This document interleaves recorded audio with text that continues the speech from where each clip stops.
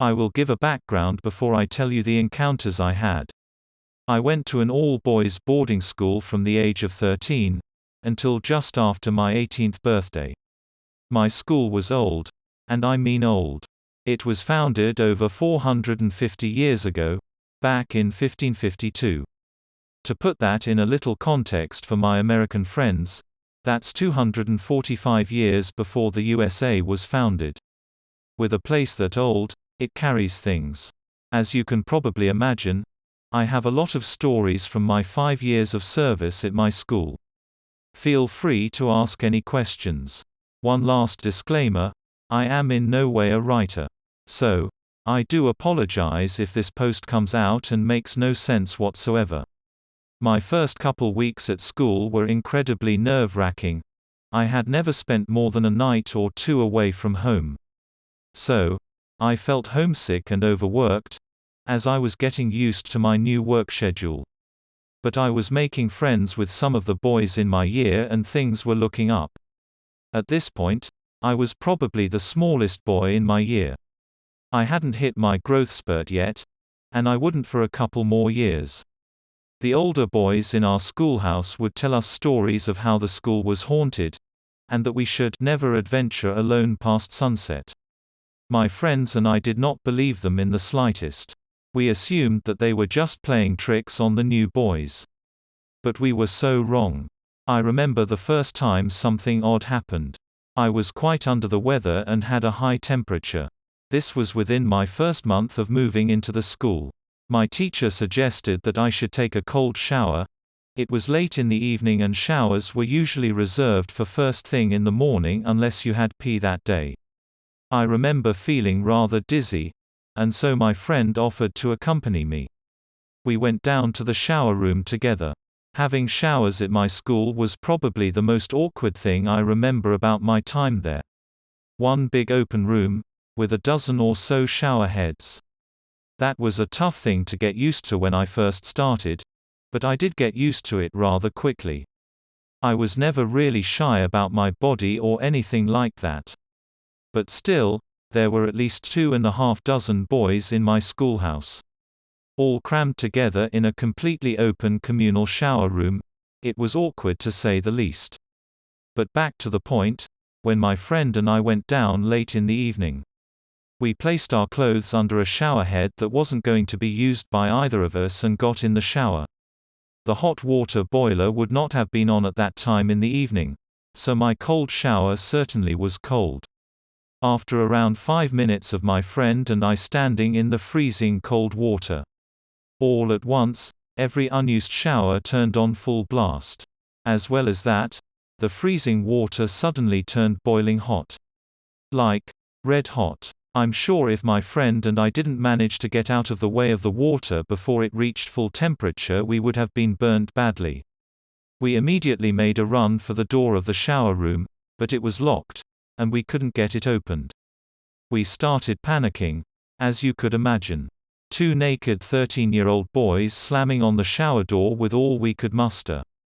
Then almost as fast as they all started, the showers all stopped. I remember that my heart was racing like it had never raced before. I remember feeling as if I was drowning in steam from the showers. After that, the showers started spurting out something that looked like bright red blood, and I won't ever forget the smell, like rusty metal mixed with sewage. My friend and I were truly cowering at the door by this point. I'll speak for myself when I say, that was the scariest thing I had experienced up until that point in my life. Then again, the water stopped, and the door unlocked. Our clothes were truly ruined, along with our towels. My teachers were very strict, they could be downright mean. You did not want to be punished at my school. And that's what terrified us more in that moment. We were more scared of being sent to the headmaster's office than we were of whatever event just happened, paranormal or not. So, we did our best to clean up. But it didn't work. The room still looked as if a bomb had been dropped. So, we went to our head of house and explained what happened.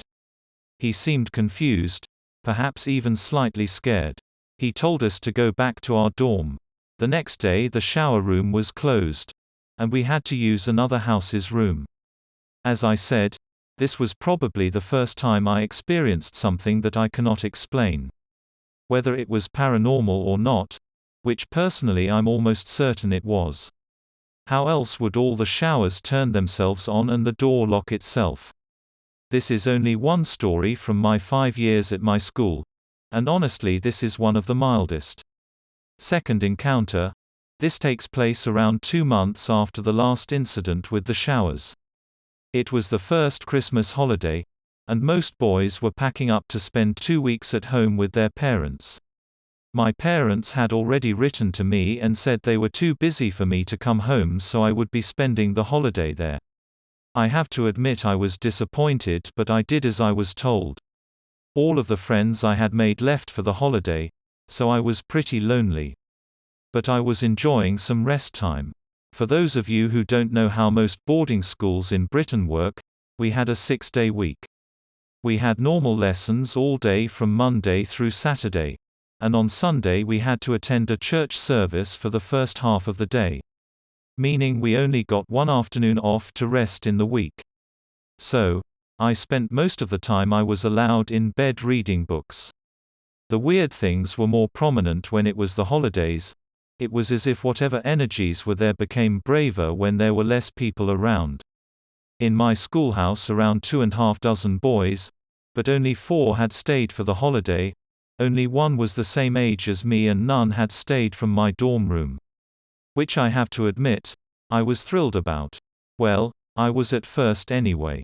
The first couple or so nights went fine. I was doing my 13-year-old boy thing and I won't go into any more detail about that. Lol, but after the first days of peace the weird things started again. At first it wasn't anything major. Echoes of screams and moans coming from the courtyard, but I rationalized as older boys playing pranks. But it did scare me. But I didn't want to appear weak or fall into their prank. So I slept through my fears and didn't ask any of the other boys to come and sleep in my dorm with me. So, I slept, and when I woke, every other bed in my dorm apart from mine had been moved to the far side of the dorm. Which thoroughly freaked me out, but again I assumed it was a prank from some of the older boys. And if it's one thing I had learned by this point, if you're being pranked or joked on in any way, show no weakness or it will keep happening. So, I moved all the beds back myself and went down for a shower. When I got down there was another boy already in the shower room. I can't remember exactly how old he was, but he was in the older years, so probably around 15/16. For this story, I'll name him Toby. By this point I was used to showering with others, so I didn't care that he was there at all. He told me his plan for sneaking down at night and breaking in to the dessert kitchen and having a midnight feast. He asked if I wanted to join him, and though I had never done anything against the rules before, he assured me that he had done it loads and had never been caught. So, I agreed. Later that day, I got ready in a suit of all black to be able to sneak around more effectively. Toby was just wearing his normal clothes and looked at me like I was a huge nerd when I explained my reasoning for my clothes. And so, we started sneaking down to the kitchen. When we got there, we started eating as much ice cream as we could. When suddenly a whole shelf of tin food threw itself onto the floor, and the kitchen doors slammed themselves shut. I looked to Toby in a, "What do we do?" kind of way. We picked up food and left almost as quickly as we came. Toby and I started walking back towards our schoolhouse. This is the bit that still gives me the chills. We heard footsteps coming up the hall on the way back. We assumed this would be a teacher, so we found somewhere to hide until they had passed. But no one came and we carried on walking back towards our dorm. This is when I felt something grab my leg and yank it. I got back up. We looked around us and there was no one around. We started running because we were both scared, when something yanked Toby's leg. He fell, and he fell way worse than I did and banged the front of his head and it gave him a bloody nose. He got back up relatively quickly. He was a rugby boy and was used to this kind of thing. By this point we were sprinting full speed back to our schoolhouse. We got back. We swore we wouldn't speak of what happened again out of fear of getting in trouble. I went to my dorm and tried to get to sleep, but I was terrified of what had just happened. After a couple hours of just laying, I managed to get to sleep. I woke up at some point in the night, to my bed along with the others in my dorm, being slammed into the far side of the room with force. At this point, I was completely over having my dorm room. I got up and went into Toby's dorm. I explained what happened in my dorm to someone I thought would understand me. He told me he knew what I was talking about and told me to make a bed in his dorm, and I slept in there for the rest of the holiday. On the plus side, Toby looked out for me during the time he was at the school and we still keep in touch now.